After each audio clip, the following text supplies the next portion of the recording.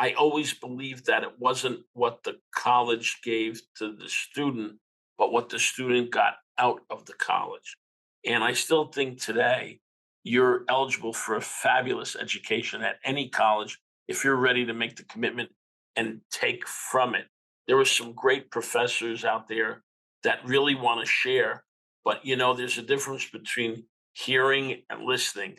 And I told my kids, if you're just going to go sit in class and listen, you're wasting your time. You got to go in class and listen.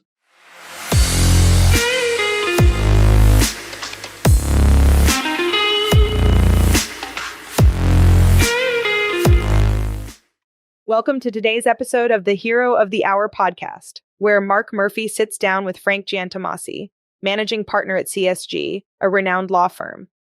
With over 40 years of experience in real estate, development, and litigation, Frank is a leader in complex transactions, urban development, and planning.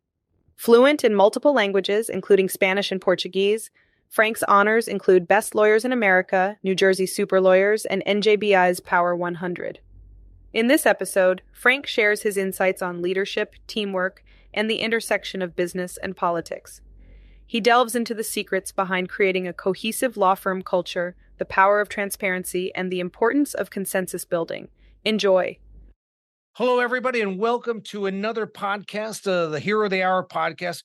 And I am so excited today to bring my very dear friend, Frank Giantomasi, to the podcast. Welcome, Frank.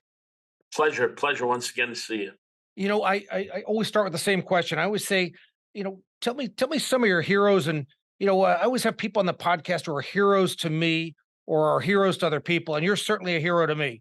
But I want to know who's a hero to you and why are they a hero to you? Well, I like the hard knock story. I like the hard scrapple group, the claw up, because I just think there's a lot of character that's developed on that trek. So I always like the less fortunate that makes the big effort and comes up. I remember my dad always telling me that there were more presidents of the United States not from Harvard and Yale than from Harvard and Yale. So it was imbued in me when I was a young man to value hard work and people that took the tougher road to make it to where they had to get to. So I think that's my preference if I had to pick a side of this tale I want to tell. I think anybody could Google you and find out you were the preeminent attorney, not only in New Jersey, but in the country for, everything from real estate, real estate development, zoning. I mean, anything around real estate. And I think that's fascinating. But I think it's more fascinating to me is there's a few other things that are more fascinating in your life. And I'll start with, I'd like to explore some of those things.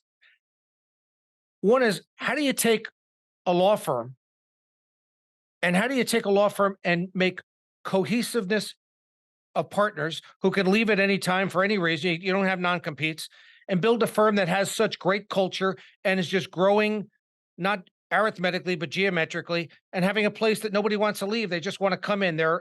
You become the hunted, not the hunter. How did you do that? Well, we took over management of this firm during a tumultuous moment when the prior premier partner was under investigation and indictment, and the headhunters were surrounding a firm of 100 lawyers that were excellent craftsmen, and there was a true leader, and he was in trouble. And what we saw was, my partner Jeff Chiesa and I, we saw a great opportunity. We saw that we needed to insert ourselves to lead, but the prior group was proud to say that they were led by a benevolent despot, and that was the hallmark of the prior firm. And we decided early on that what we had to do to provide that cohesive spirit and to bond together was that we took the partnership that was essentially non-equity, Mark. They were all service partners, excellent attorneys that weren't given the opportunity to truly become owners of a business. And we had to educate them that owners of a business meant that you didn't get a guaranteed 5% raise every year. You made more money if the firm made more money, more of a corporate effort. So what we really did was we turned around and we said, we're going to issue 1 share of stock to each equity member. And so I, as one of the leaders of the firm, own as much of the firm as does the youngest equity partner. Now, we vet the partners pretty well to make sure that we're all on the same trajectory in terms of attitude and cohesiveness and camaraderie, and we believe in a family first mentality. But we found that immediately, when we gave everybody an equal share, it made them feel that they had an equal voice, and that's where we get consensus. Now, remember, Mark, consensus you never get 100%. So you have to tolerate some people sometimes that may disagree. But if you can provide an atmosphere that at least people feel that their voice was heard and was equal to the other voices, we think it's been working. Right now, we've grown the firm by about 85 lawyers. We're 187 lawyers today, and we have growth in our future. We're going to grow again this year. We're not going to stop. And we are being considered attractive, Mark. You're right. People are desiring to come here because they feel that that their thoughts and their opinions will be valued. And sometimes that's the most important thing. It's not always in a paycheck. And my last comment on this is, I say all the time, if our connective tissue is only a paycheck, if that's what tethers us together, we don't have a business. We need something. We need that mortar joint that holds us together, and that consensus building is what holds us together. And I've had many of my partners come into me and say, I disagree with the decision, but you know what? I was given an opportunity to participate, and the issue was presented in a transparent way. So I think that's what we are doing, and I think that's what's bringing us to where we are. And I heard this from 2 of your partners. One I had lunch with yesterday, who should be nameless. Okay. And I think you can talk on one level. You can take a look at all the amazing clients you have, the who's who of everybody, and you can look at that and look at the firm on that basis. But I heard a story from 2 partners who said that when you came on and took over that firm in transition, in distress, not one partner left. Actuarially, Frank, that's almost impossible that somebody didn't leave just randomly or retire or do something. The fact that 100% of the people came on, that's all you need to know about that as a place to work. We provided them with a vision of the future that they took a chance on. And you're right. We didn't lose one partner in that transition. That's impossible. It's almost, if I didn't know it was true, I'd almost call BS on it. It's like, it's impossible, but I know you did it. Well, look, it takes, you ready for this, Mark? It takes a lot of time and effort to make sure that your partners feel valued. And I have a thing about leadership. I believe that if you truly are a leader, you have to care, and you have to show that you care. It's not enough to just, talk it. You've got to walk it, and you've got to be out there, and you've got to make sure that they understand that I do care about your troubles and your problems and your issues and your opinions. And here's how we're going to counterbalance it. Now, I'm also the first one to say, come on in and argue with me and just prove me that I'm wrong. And if I'm wrong, I'm going to change real quick. And I've reversed course on a couple of issues.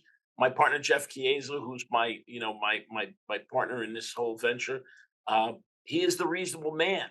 And so we're never afraid of a mutiny or afraid of people departing, because we always say, if you can find equal, go ahead. But I don't think you're going to find equal. We're really giving a forum, which is a whole different concept than law firms, Mark. Law firms were always run by a tight-knit group that were paranoid that their juniors were going to steal their business and steal their clients. And we've opened the door and we've let the sunshine in everywhere. And transparency is our key. What do you enjoy more? I think there's 2 roles when you lead a law firm like this. First of all, I think for anybody that does not know Frank, he is the word force of nature would be an understatement of who he is. But to be great at your job, you have to be a great prime minister, but you also have to be a great king. And I don't mean king in the sense of being a despot. I mean a king in that you have to do all of the inspirational stuff and the motivational stuff and being front and center. Which part of the job do you enjoy the most, or what do you enjoy the least? So I've always been a good lawyer. Enjoyed Right. the craftsmanship. And I also felt that I had an angle or an attitude about business that I was always a profit maker. I really, what does that mean? It means I did what I had to do. And it incorporates what you're talking about. It incorporates going out there and selling the story, not only to your clients, but to your teammates. And look, there's we're the largest law firm in New Jersey today with boots on the ground. There are a couple of firms that are bigger, but they're regional with multiple offices. But in terms of one single house with the number of occupants, we're it at 180, 178 on any given day.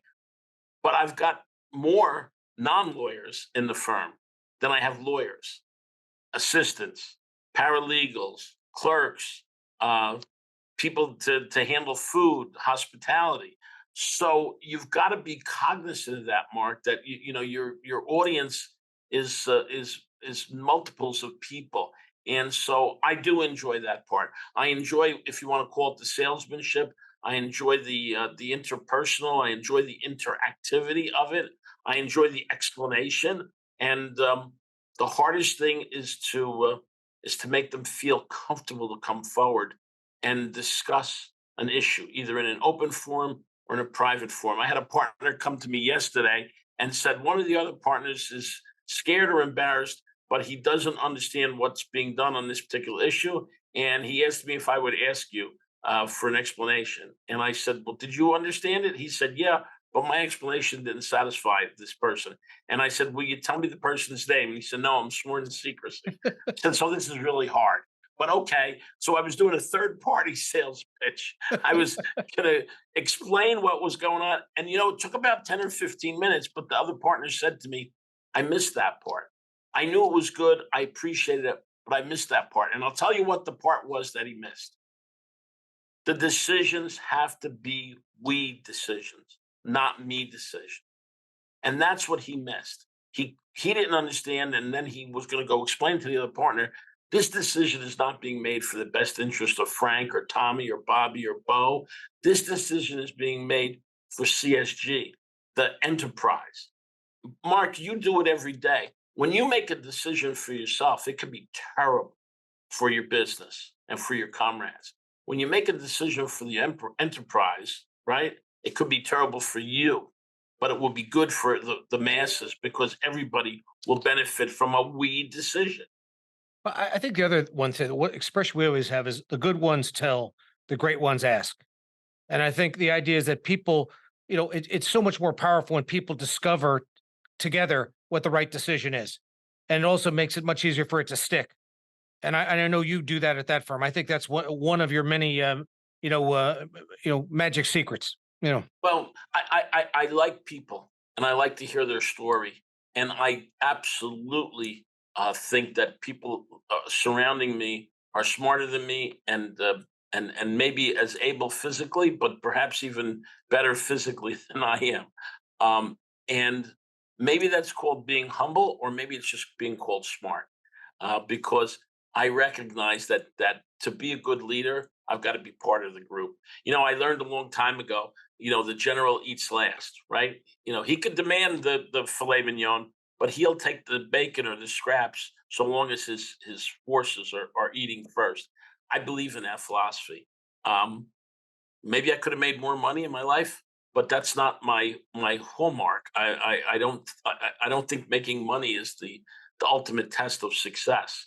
I think reputation and affiliation and my life is it will be sad for me to retire, Mark, just like for you, because I know you very, very well, because we've been so relevant in our day-to-day activities.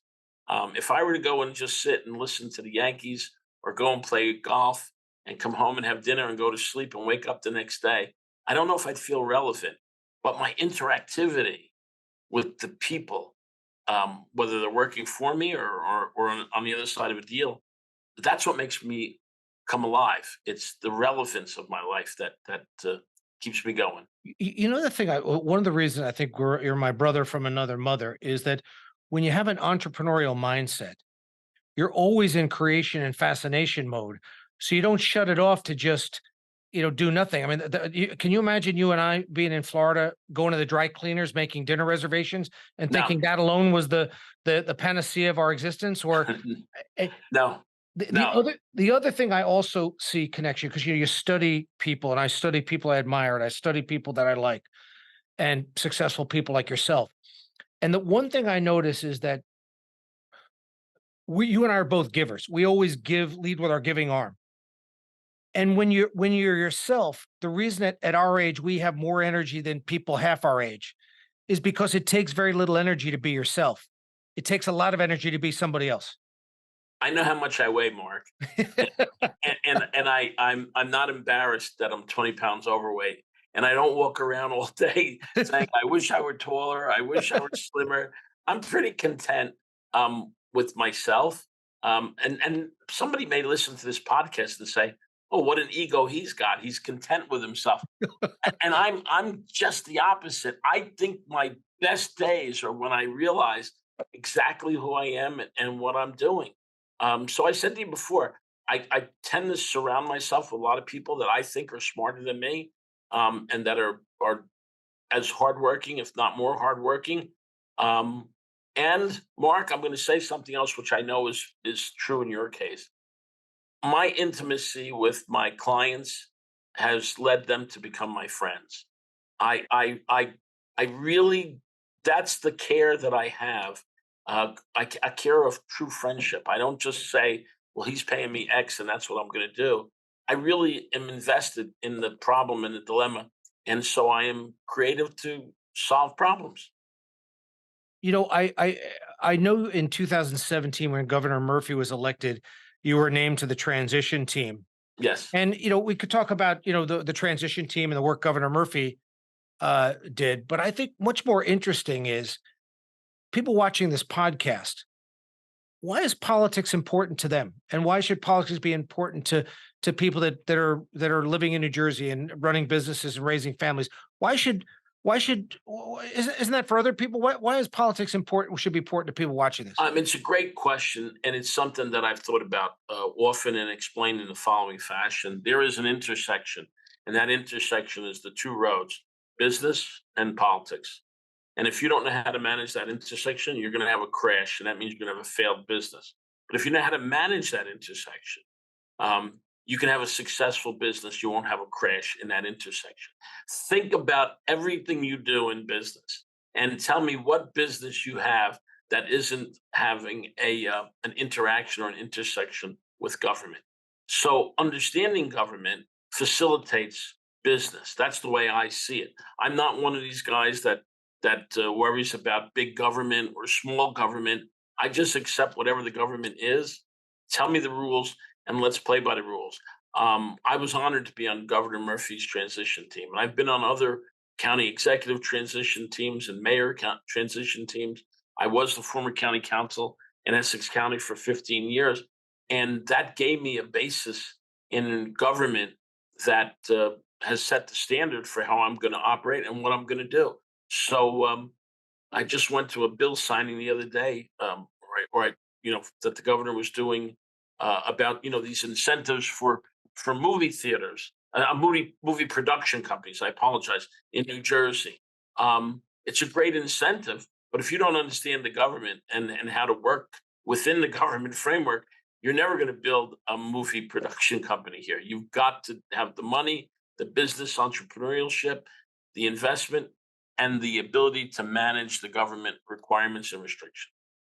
One of the things I think that people misunderstand, they say that people get involved in politics only to get something for themselves. And I think what I've seen you do and what I try to do, because I stay involved myself, is you try to give in that the people that are running the government, whether it be local or state or federal, they can't know everything about everything. So you try to lend their expertise so that they can get information and make common sense decisions that can support the greater good. And Look, and I have a yeah, client right now that we're working. It's a form of elevator, a pneumatic elevator, and the government changed the laws on home installation for private homes. Um, and these elevators are very reasonable and very successful.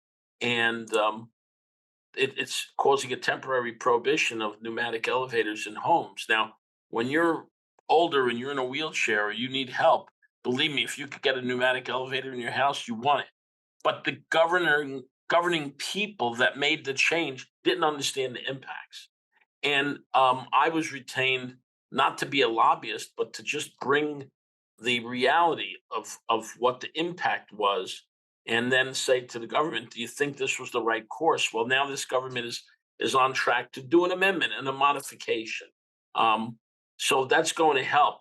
And I didn't see it as just helping the business that retained me. I was thinking about, well, those poor people that are wheelchair bound or can't climb stairs, and the help that they're going to get from a cheaper alternative. Um, so yeah, it works that way. You can really enjoy the day and really not just solve client problems, but solve constituent problems that are on large scale if you can interact with government. I wouldn't share this if you hadn't shared this kind of publicly with so many people. Yeah. But people who don't know you intimately know that in the last couple of years, you've survived two incredible accidents. People don't know Frank was riding on a very, very steep hill with his grandson on a bicycle, Yes. and the brakes failed, and he should have been killed. Yeah. And then he was standing on a Newark street and got run over, thrown in the air by, I don't know how many feet. I saw the video. It was, Yeah. you should have been dead, but you survived. So Yeah. I say two things, only the good die young. And if you're a cat, you only have 7 lives yet left. And you're some kind of Superman. We already knew you were a Superman, not an ordinary Um, man.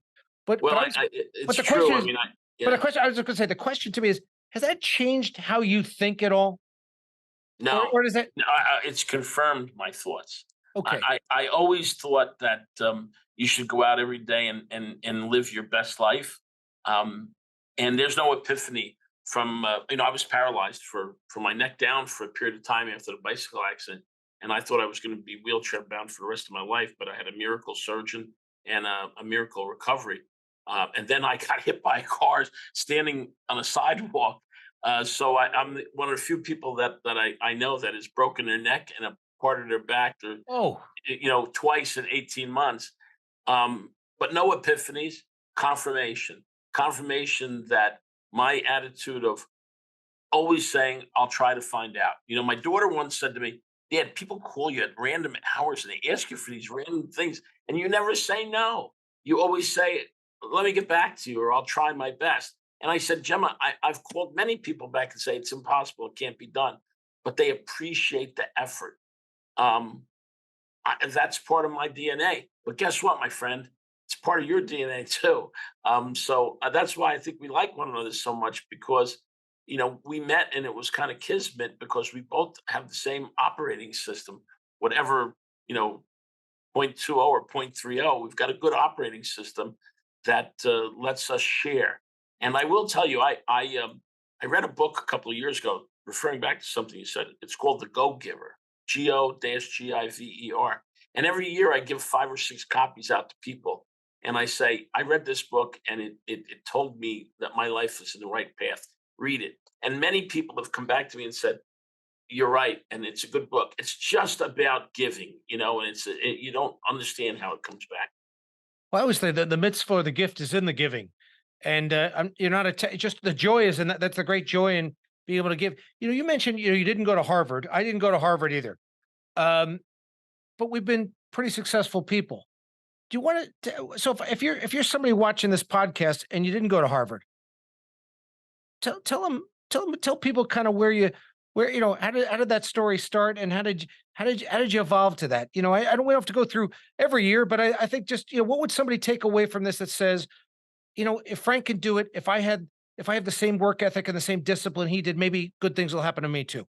Well, I wish I could have gone to Harvard. I have great respect for an Ivy League education, so there's no short shrift there. I didn't have the opportunity economically, familially, and I sure as hell didn't have the SATs to get me into Harvard. But I took advantage of every opportunity that was presented to me to learn and expand. I never shrugged it off. And I always believed that it wasn't what the college gave to the student, but what the student got out of the college. And I still think today you're eligible for a fabulous education at any college if you're ready to make the commitment and take from it. there are some great professors out there that really want to share, but there's a difference between hearing and listening. And I told my kids, if you're just going to go sit in class and listen, you're wasting your time. You got to go in class and listen. And I'm proud of my children and their educations, and I'm proud of what I've done. Whatever modicum of success I've had, I employ 350 people. I make payroll. I try to be philanthropic every year or every day, and I will attribute my success in large part to a good, solid Jesuit education that taught me about the common good. It was the first thing I learned in college in the first semester about the common good versus the individual good. And I still profess that if we work hard for the common good, we're all going to rise. That tide, Mark, it rises all the boats. It doesn't just rise one boat. So I believe in a common good. One of the things I was looking at the other day myself, as I was looking back at some of the guesses and some of the best bets and best guesses I've made over 38 years of my business that helped our business, really, really grow and explode. But I sometimes, forget that I also made some other decisions that I took a shot at that didn't work out so well. But I always go back to the fact that if I didn't try the stuff that failed, I never would have tried the stuff that worked either. I And completely yeah, listen. I've done such diverse things. I opened an ice cream store once. Don't even ask me why, but it sounded like a great idea, and it was a fair idea. A lot of opportunities that I took advantage of. I founded a commercial bank in New Jersey in 1985. Mark, I was 30 years old. I don't even understand where I got the chutzpah because I just thought it was a natural thing to do, and I was the fourth largest investor in a commercial bank in 1985, which was the largest commercial bank at that time, financed in the history of New Jersey. It made the Wall Street Journal. Um, so I've had some real good ups, and I've had some bad downs, but I was always in the game. You can't win it unless you're in it. You got to get in the game. If you're just gonna, you see, I used to sit around the table and listen to my father and my family, and they all were would have, should have, could have guys. I should have bought this. I could have done that. If I had bought that, you know what I'd have today? And I really remember those conversations saying, I'm not going to be that. I'm not going to sit there and say, I would have, I could have, I should have. I'm going to get involved. And so it took a lot of effort and it took a lot of work. And married a wonderful woman who was very supportive and helped me make a life that's been pretty comfortable for us and for our kids and now for our grandkids. And we're all pretty proud of what we do. uh, Beth Israel Hospital, you're the chairman of the board. You're giving back to the communities in the community that you grew up in. Share with people, what type of work do you do at the hospital, and why is that important to you? Well, Beth Israel Hospital always was the standard for me as a child growing up in Newark as the premier hospital. And then when I had the opportunity to be on the board, I never dreamed I'd become chairman, 10, 11 years later.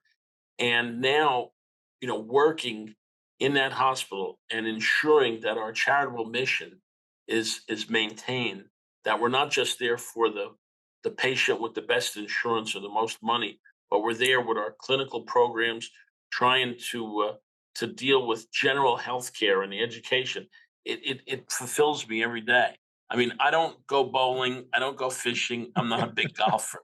I put my free time into my volunteer philanthropic work at Beth Israel Hospital. And there's only 11 hospitals in the United States that have done over 1,000 heart transplants. Transplants. Wow. And Beth Israel is one of them. So my mission right now, Mark, and I'm so happy you mentioned it, is to make sure that Beth Israel Hospital is no longer the best kept secret in Newark or in New Jersey, and that it becomes on the same level as a Cleveland Clinic or a Mayo Clinic, because we have that kind of medicine being practiced there. I was there today for my stress test, and I was very proud of what the people do. So um, I'm a big believer in it. My wife and I just made a large philanthropic gift to the hospital to put our money where our mouth is and show everyone that we want to continue to support the hospital. Healthcare is a tough thing, Mark. Today, it's a really tough thing.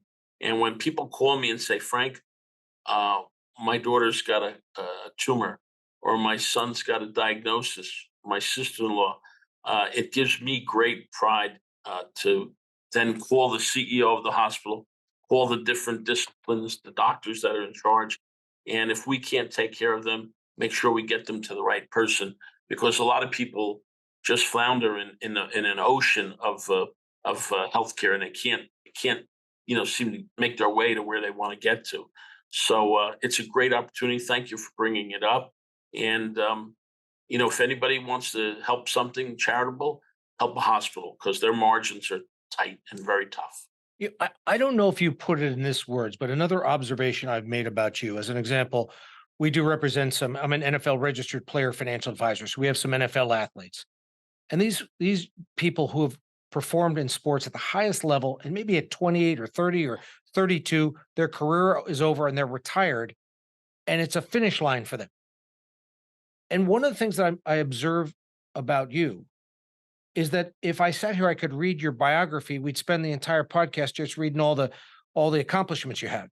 And so, but I think the thing I find very fascinating about you is there are no finish lines. There's only milestones. That's it. Yeah. No, listen, Yeah. I believe there is no end. How's that sound? Me too. I'm going to go until the end. I'm not going to be that guy that dies at my desk, but I'm going to be that guy that dies trying to help people. And I mean that, and help them, whether it's for a fee or help them in a philanthropic fashion. Maybe I should learn to play golf and slow down a little bit, but it's not the right thing for me. I don't have that temperament for it. So what do I think is the number one thing that we can do? And you see it with all the divisiveness in politics today. I think it's all very, very simple. I've been listening to former Governor Chris Christie and his words of unity, and trying to bring people together, and trying to explain that this thing is not that hard if we all work on the same page. And I think that's where we have to get to. I think we're in a temporary moment of divisiveness. And I think that once again, the American spirit will prove true. We'll all bond together and we'll move forward, because I think there's a lot of guys like you and me that are out there. And I think they find us and they want to follow us. And maybe they'll call us heroes. Maybe they won't call us heroes, but at least they'll know that we made the effort. Well, I think that, I think you answered the last question I was going to ask. As a guy who advises some of the most successful people in the country and 350 attorneys, and is as a mentor and a consigliere and counselor to all, I was going to ask, what do you advise people? And I think that that's something about as well as possible. Stay in the game. Thank you for taking time. And thank you, Mark. Appreciate having you in my life. And likewise, and look forward to seeing you when you get back from your trip. Thanks so much, Frank. See ya.